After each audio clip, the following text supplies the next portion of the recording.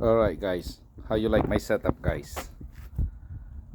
In the future, I'm going to I can easily add the argon bottle because my welder it's ready for CO2, the gas thing. Can easily connect here. So far this is pretty much doing good guys. Ooh la la, it's rolling 101. That's all my boxes for the grinder. I'm gonna add more.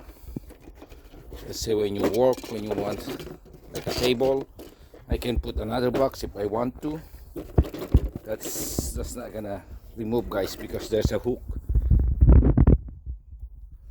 That's my plasma cutter guys, connected with air right here, quick connect for the air. And then that's my plasma cutter, and this is for my welder guys. Right guys, just an update guys, just an update.